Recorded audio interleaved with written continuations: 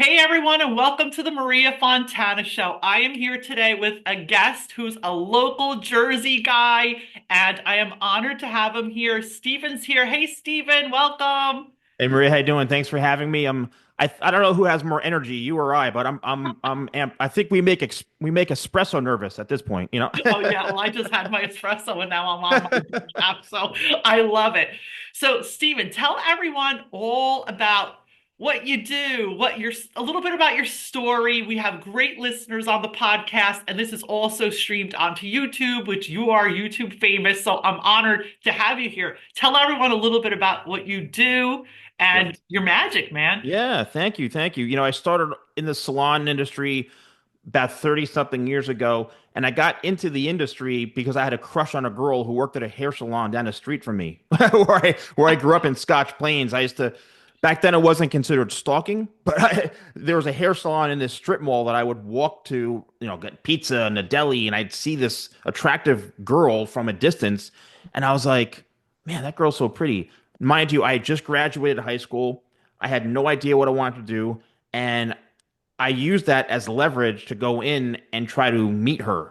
So when I went into the salon, I realized, okay, she's like 25 years older than I am, and little different than from, 80 feet away in the street or the sidewalk. But that's what introduced me to the salon industry. Now, at that time, I just graduated high school. I was a nightclub DJ. I was partying, and I really was kind of lost. Mhm. But I had a very, very, really amazing upbringing. I was very fortunate, very blessed. And, that's what introduced me to the salon industry. And, they said, "Are you an assistant?" I'm like, "An assistant?" I'm like, "What's that?" They were like, "Well," I said, "I just want to take out the garbage." Mhm. That introduced me to the industry. I went to beauty school for 2 years, worked at, a variety of salons. And that's really what kind of jump started my career. I ended up getting a mentor who worked Mhm. for L'Oreal at the time. Mhm. And how I discovered him was I went to my first ever hair show. And for anyone who's ever been to a hair show or a big expo, when you walk in, you're like, whoa, right? It's like, this is incredible. It's like a buffet of excitement and things going on. I saw a guy on stage in a suit Mhm. working on gorgeous blondes. Mhm. Said, I want to be that guy. And turns out he was an educator for L'Oreal Professional. I love And that. this was back in like 90, in the 90s, early 90s. Mhm. Mhm. I met him. I said, I want to do what you do. And he was like, well, who are you? What do you do? And then he became my mentor for like 3 years. Mm. I ended up getting a job with L'Oreal Professional I was 21, going in teaching hair professionals about hair color. I And love I was that. getting response from, Antonio, who's been doing hair for 64 years, going, "You're going to teach me about hair coloring, kid?" Mm. But what I learned was a culture. I learned about, working for a brand. I learned, Mm. all that kind of stuff. And then, went on to working for Paul Mitchell as an educator as well, training at like Sassoon in London, all sorts of extensive training for my actual craft as a stylist. And then 15 years ago, I created the Salon Guy brand, uh, based off of some, tragedy. I had lost my mother. My mother adopted me, rest her soul. She was a 4'3" Italian woman, as you can probably imagine, and she adopted me into the Marinaro family, which I was very, very blessed. And that gave me like the kind of inspiration to create something for myself that Paul Mitchell wasn't going to do for me or L'Oreal wasn't going to do for me. And when I first started the Salon Guy, I had no idea what it was. Mhm. I had went on YouTube and I found a video by Gary Vaynerchuk, and Mm. it was about like stop doing stuff you hate, and it was so impactful. I read his book Crush It, Mhm. followed it step by step. By step, buy a video camera, put yourself out there, create Mhm. content. And I was one of the first people in the salon industry doing this 15 years ago. Yeah. I created a YouTube channel, and Steven, you have 5 likes on your Facebook page. I'm like, Yep. what? Yep. So that's what all that, and then the rest we can talk about. But that's really what got me started is really being one of the first in the industry to create kind of a become a media personality. And it's funny, I knew Gary Vee personally because he lived in Springfield. His business was in Springfield, rather, I should say. And me and my sister, Margaret, we actually went to one of his first wine library YouTube recordings. And same, just like you, I became just like a vision. I'm like, oh my God, I got to do some of this stuff too. So let's talk about, I just bought your book. And just tell everybody the name of your new book. Yes, I have it. It's in the other room. I should have thought to Thank bring you. it in. Put that up again. It's called Why, Why, what, What, how? How. I Yep. love this. Yeah, it's a step-by-step playbook for creating a memorable brand. The reason, this is my technically my second book, Mhm. but this, I felt there was a need for this. And I've been saying why, what, how for many, many years, right? I tell people if you can answer those three questions, which Yeah. a lot of people can't, but because it goes way beyond just, oh yeah, why, what, how. When you can break those down in a way most people are like, oh, wow, I never really thought about that. And that's really the fuel to get you to where you need to be. The why is why do you want to do what you want to do? Hmm. What are you actually going to do? And then how are you going to do it? But when you break those three things down so deep, it really kind of exposes everything. And if you can't understand, you're like, it helps you. And I wanted this to be a short, very tactical handbook. Hmm. I said when I was writing this, and then to the publisher and the editor and all that, and I said, I don't want a fluff of 6 chapters of how I played soccer when I was Right. 10. Hmm. A lot of successful business books, which I'm sure we have a lot of the same books. I have Hmm. thousands, hundreds of books. You know, Even huge authors, it's like, okay, I'm on to like chapter 3, and we're still talking about like their childhood. I'm like, Yeah. okay, like I You wanted lost me. yeah, you lost me. So I wanted it to be a very impactful, tactical handbook. And the responses that I'm getting so far from people are they're just like, they're using it as a handbook. They're like, I can't believe this. This is literally like, I carry it with, and I just refer to certain things. So yeah, it's available now on, Amazon and Apple and it's all over the place. Yeah, So, I'm gonna drop all those links below in the description so anyone can connect and buy the book. I have to tell you, I purchased it immediately, and I've on the second time reading it. And as a seasoned entrepreneur, I will tell you guys, this book is it's a roadmap for personal branding. So can we just touch a little bit, Stephen, on what's personal branding in your opinion? Because everyone's got a perspective, and again, all entrepreneurs, salons, spa professionals, service-based business owners who are listening or watching this, these are Steven's tried and true because he's built a powerful personal brand. So tell us about your take on personal branding and what you feel about it is the important parts of it. right. Okay, so here we go. Branding, first of all, let's just talk about the word branding, right? When I tell people or people say, what is a brand is someone's perception. Mhm. That's why people will purchase something from you. It's their perception of it. That's what a brand is. And that's why people buy Apple instead of, a PC or Microsoft. Or that's why people are Samsung versus iPhones or whatever, because it's their perception of what the value is or what they're purchasing. So, and then the personal brand, I never really even mentioned personal brand because really, if you're the brand, it's you. So, I never really say, oh, you're a personal brand or you're a brand. To me, it's a brand. Mm. If it's personal, it means that you're the one. Now, there's two different ways to go about that. A brand could be simply a product, and then a personal brand means it's all about you, which then ends up funneling back to the product you're selling anyway. So I Yeah. think I think personal branding or just branding in general, you have to understand that it's someone's perception of what it is that you're offering, that you're selling, what you're presenting. You are essentially your brand if you're the forefront of it. If you're the face of it, it's you. And we were So talking about this prior to recording. We were saying how I feel like my personal brand and my brand, as you were saying, it's like people connect with me because they trust me. I'm down to earth. I'm Jersey. Like I'm unfiltered, but with a big ass heart. And I don't hide that. So that genuine, so there to you is like my brand always. And I know your brand is professionalism, enthusiastic, powerful, integrity. Like it's just all these years you create that. So I didn't mean to interrupt you. Go ahead. So you're, on the personal brand for people who are you're growing. you're also leaving out good hair and handsome. but that's Oh, fine. that's right. And yeah, we're good looking, both of us. I'm gonna That's have fine. on That's that right. too. That's right. We're lucky. And being that we're in our 30s still, we're That's good. right. We look pretty damn hot. Yeah. So I mean, so then like I think really what it comes down to is a lot of people don't understand that like what are you trying, and that's why the book comes in, why, what, how, what are you trying to do? What are you trying to, because a lot of people say they're a brand, but in reality, I'm like, okay, you say you're a brand, you have 4 followers on Instagram, or you have what makes you so special? What are you selling? And if you are selling something, what's someone's perception of what you're selling? Because what you're selling and the way you present it could look absolutely awful.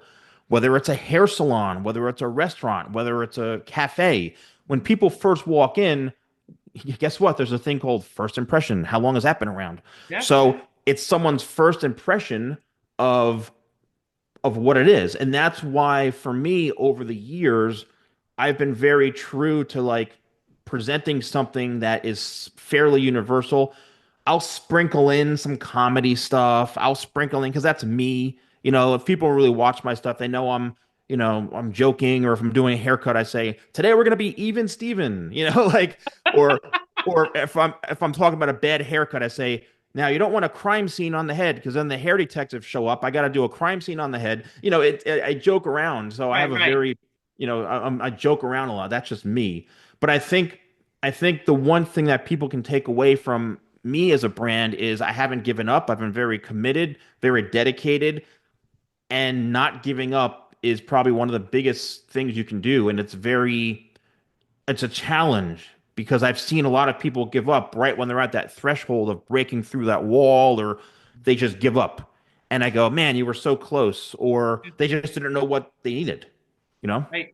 And that's so true because I know in your journey and mine, because we talked about this, it's about really reinventing and resetting and recalibrating yourself in the world and not letting what's going on around you like deter you from going to that next step.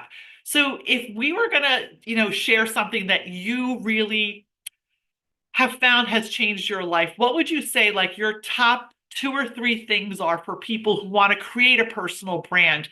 They want to create a powerful brand for their salon, their spa, their business, their service base, or a personal brand in that avenue in reinventing. What would you say are like your top 2 or 3 that you would want people to walk away with today? You know, it, why, what, how? The thing is why do you want to do what you want to do? Okay. That's the core fundamental source. Now, when I say source, that's your fuel. For Right. me, it was a tragedy. When my mother, rest her soul, when she passed, that was the fuel that I needed. Sometimes a lot of us have to go through the lowest of lows to achieve the height of success. So I believe that the why is really the core foundation that you can always refer and revert back to Mhm. remotivate you and reignite you. Mhm. Why did you first start this? So I think a lot of people overlook that and they don't really understand that because they just think, oh, I'm going to become famous or attempt to be famous or make money or, whatever it is they're trying to do. And maybe they don't succeed at it because they don't really understand why they're doing it. And Yeah. then the next thing is, what are you actually going to do? Okay. I right now what's happening is there's a lot of people who want to start new YouTube channels and want to be content creators and influencers, and that's great. Like cool, you want to do that? That's awesome. But I see people either not listening to the advice. How many times, Maria, have you given advice to someone and they don't even listen to what you're saying? And you're like, I've been telling you this for 5 years, and you still haven't even done what I've shared. Or if you do something, you're not even doing it like the right way. Yeah. So I see so many people nowadays trying to start something because they think it's going to make them famous, but it, Mhm. it it doesn't even align with how they could be building something, right? When you build an audience online, when you build a brand, when you build some sort of company, Mhm. what are you trying to do? Guess what? Sell. You're trying to make money. You're trying to grow a business Yep. in a very, I guess, authentic and ethical way. But like more people are concerned with like flaunting and showcasing materialistic things, but Mhm. they're broke and they don't have no idea about how to run a business. Yeah. So when you think of yourself as an actual business, aka what can you do that's going to bring in revenue? There's this new thing out called revenue. And whether it's being a salon owner or again, any business, it doesn't really matter what you're doing. You Right. have to really understand what are you good at? What are your specialties and how can that convert into something that's going to help you make money if you want to build a business and be a real brand? Yeah. Yeah. And those are things, that's why I created the Salon Business School, because what I saw was I was helping people who are established, right? Reinvent and grow and scale. But what was happening is these people, a lot of people came to me, they had no foundational business acumen. I'm like, this is crazy. And I saw I had nowhere to send them. So I'm like, you know what? Here's the gap in the industry. I got to create this because that was my mission. I am sick of hearing people bitching that they're broke, bitching that the economy's got them down. And this is another beef I have, and I'm sorry if people don't like it, but this is my podcast. I'm going to say it. Shame on all the hairdressers and salon professionals who go on TikTok and YouTube and Instagram and make these stupid videos knocking the industry and clients. Guys, that is killing your personal brand, in my opinion. I don't know. You don't have to agree with me, Stephen, but I cringe and I want to just die every time I see these people mocking clients. I'm thinking, don't you think people are watching this? Like, I don't see doctors, I don't see lawyers, I don't see accountants doing this. Why are you doing this? Well, It's a bad trend, man. it is. I will say this. I'm somewhat guilty of jumping on trends as an experiment. For example, I every single day, and this is a suggestion, is even at my level where all those things I've Hmm. done, I'm learning. Hmm. Every single day, I'm trying to learn something new about whether it's editing, video editing, about photography, about videography, about AI, about web, whatever it is, every single day, Hmm. I'm learning. And especially fortunately I'm part of these like internal like Instagram groups and Meta creator groups and all that are Hmm. from Meta and all that, like, Hmm. and they have like people from the companies, and we have these like private groups and all that, and like, sometimes they'll share information on, hey, these trends are working. Hmm. So what I've been doing some lately is I've been experimenting with doing remixing. Hmm. And remixing, kind of viral and shocking content, which I'm sure you've seen. I'm just sitting there like, Yep. wow, those get like 100,000 views, 90,000 views. It's crazy. Yeah. So I've been doing some social experiments on like, okay, what's working on Instagram? How am I going to get more views? Because, and then sure enough, I'm like, wow, this does work. People just want to see ridiculous, crazy, shocking, like some guy's hair on fire, some Yeah. kid, some person getting their head haircut with a knife. Yes, yes, I've seen that. Right. And It's I've done some ridiculous. remixes too, and people come for you in the remixes because if you speak the truth in integrity, they don't like that. They want crazy. Yeah, I know. And then you try to post something authentic, and it's like, oh, gee, you got like, 1,000 view, whatever it is. But like, it's interesting. But I think about when it comes to the industry stuff, people just want to be heard and they want to be seen, and they think that sharing their opinion is really going to help them grow in a way that they're going to be the next famous influencer that they're trying to bash or something, whatever it is. You know what I mean? Like everyone's trying their own thing, Yeah. you know? And I, I'm always experimenting. I've realized this is what works for me, even on TikTok. I'm starting to hate TikTok more and more. And so, and then really last about this, what you're talking about. Now, I don't share this with people, but I'm Mhm. someone who on a daily basis, the amount of comments that I get, oh, you're bald. What do you know about hair? Coaches don't play. Look who's talking.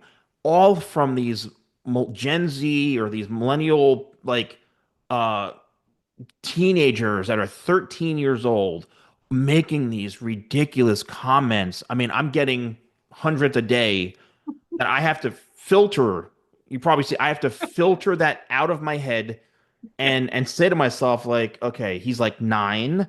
He Yeah. doesn't realize he's trying to be cool, or these people from like the Middle East or like India. I'm just like, but you have to understand, I have to have thick skin for that because You all do. I don't want to put all this effort and hours into editing and filming on these, cinema cameras to get like four comments from 14-year-olds going, coaches don't play. Yeah. I mean, it's really, really annoying and aggravating, Right. but But you know, that's the magic of where we stay focused. You recalibrate. Listen, I get so many crazy comments and things. Block, delete. I mean, I have my executive assistant. That's all she's doing is block, delete, block. But the beautiful part is this: how many lives are you supporting, changing, inspiring? That's why you do what you do, for the impact, for the support you're giving people, for all of this magic, for the people who want to have it, right? The people who are hungry for it. And that at the end of the day, if you let all this negative stuff affect you, you'll do nothing. And the that's I world can't needs imagine. us. I can't imagine you getting any negative hateful. You're so nice and sweet. What the hell Oh, would people listen, do? people come for me too. People have said crazy shit on my stuff too. Believe me. Everyone's got, it's just, and again, it's not relevant. It's just trolls or spammers or whatever. And I just say, oh, sorry you feel that way. Block, delete, block, delete. When you're, like, I made a post the other day we talked about, when you're making what I'm making a month, then maybe you can come and talk to me. Until then, shut up and get out of my feed. Like I'm not, and I am nice and loving and kind, but I'm also, come on, you got to be realistic. So, Stephen, me and you could talk all friggin' day. We're gonna have to do a part Yeah. two of this. What do you want people to take away from this session? And then where do you want them to go to connect with you, follow? And then, of course, we'll drop everything in the show notes so everyone can connect with you because I Well, highly recommend it. why do I hear the music playing, Maria? Are you trying to get me off or what? I hear music in the background. Yeah, yeah, the music. Well, we try to keep these to 20 minutes or less because that's what I Oh, promise my audience. So I don't. 20 minutes. Are you kidding me? You gotta nurse this. You gotta squeeze this a little bit, Maria. 20 minutes. Um, but I would say, if anyone wants to follow me or see what I do, just the Salon Guy, all one word. Instagram, YouTube, take every social media handle is the Salon Guy. I have an online store with hair products. I have That's a whole other journey, but I have an amazing hair product line. It's all customized stuff. I've really worked really hard to grow my product line, and I have some good manufacturers, and I'm very, very fortunate. But and then my YouTube channel, I have over 3,000 videos on my YouTube channel. I think I'm at like 1.1 million subscribers or That's something like that. Yeah, and my book. I mean, there's a lot out there that people can check out, and I think that one thing I wanted to ask you before you boot me off is what is your take on, and this is something has been my biggest challenge when it comes to competition, right? In the hair product space, I'm competing with, 20-year-olds on TikTok who are making, hair products in their kitchen, or I don't even know where they're doing it. And, they're brainwashing other teens and to buy their stuff. Meanwhile, they just like they live at home and they make these videos like they're being held hostage somewhere, Mhm, and they're making like $100,000 in sales a month on mhm, Amazon. And I'm like, to me, there's something called authenticity. mhm, What makes you authentic? Because mhm, you have nice abs and like fluffy hair. mhm. Meanwhile, I give you a pair of scissors. Let's see you do a haircut. What Right. makes you so credible and authentic in the hair space? And that's what I'm up against. And I see the numbers that other people are these kids are doing, and I'm like, how on earth are they making all this money, all these sales? And it's all about, again, perception because that generation are buying into those things. Do you think authenticity really will win in the long run? So here's my take on this. And this is just really something I'm really passionate about. And I really stick to my guns on this. And I stuck to my guns on this in the brick and mortar space and online. I am 57 years old and I am not hot and perfect and whatever. I don't fit the bill of what these influencers fit. What I found to be is tweak your message to the niche. So I sell to people, the younger people who trust, and then the more mature people who are ready to scale and reinvent. If I have a product, I did have a product line that I sold. I can't say it because of, privacy. The product line was geared towards a specific age group. So You should be selling your, phew, excuse me, high Bless you, bless you. level salon products to mature women or the audience that is really going to respect. If I take your product, you send me one of your products next week, and I talk about how this product is what I use to tame my curly hair, I guarantee you, women of my age in that age group are going to really appreciate that. And again, I think it's really just marketing to the niche, to the audience who really is going to value your expertise. And I'll just tell you real quickly, 20 years ago, I launched an organic hair salon. People were like, "What?" I mean, most people in this beauty industry are like, "That's BS. What are you doing?" My concept has exploded. Why? Because it's very niche. It's not for everyone, but it's for a particular audience who really trusts and believes in that message. So that's my take on your products are great. I know they're great. I know your expertise. A 20-year-old is not interested in that. You know who's interested in that? A mature CEO, leaders, women who are taking, and men who are taking, men is an underserved audience. That's a whole nother conversation. They want to take care of themselves and they want credibility. That's where I would go with that. Yeah, that's good. I really thanks for sharing that. I really Welcome. and sometimes you know, you're kind of reinforcing things that I'm like, man, she's right, because it's finding that audience. You know what I mean? Maybe they're not on TikTok or maybe they're not, it's and then it's like shifting the content to where I'm like, well, do I only get like 100 views on something to focusing on that audience or like do I get my usual 10, 15,000, whatever it is? Like, Yeah. you know what I mean? Like who I'll do I share I'll share something else that I found out. Again, I knew nothing about tech. I just started a whole new TikTok called the Salon Business School. I only have a few hundred people on there. But let me tell you something. It's the message is clear to the audience, and it's not the amount of people. The amount of sales that come from such a small audience is astronomical. And then my other brand, Maria Fontana Consulting, again, I don't have crazy big audiences, but what I have is high level buyers that watch and lurk and then come around and buy. This is another thing I personally found. Again, this is my experience. High level buyers of a certain caliber and age group, they're not commenting, they're not talking. They're just going to come around and they're going to buy. So this is just what I found. And again, we can go. I think we have to have a part two because there's so much we can talk about. Maybe I'll come to your studio and we'll do a part two. Yeah. Yeah. No, you're right. You're right about that. You're definitely right about that. It's really interesting, and I hope people are getting value from this. This is a master class right here, you know? Yeah. So here's my closing statement. Yeah. Wherever you are listening to this journey, to what Stephen and I are sharing, wherever you are, you can listen to us, you can pay us, you can follow us, but if you don't do the freaking work and do the stuff, nothing's happening. I'm just warning you. You There, got to do the work, and it's not easy. But if you do the work, you can create a life of wealth, abundance, freedom. You got to feel good. Whatever the heck you want, you can create it. Right, Stephen? you're right. You're 100% right. And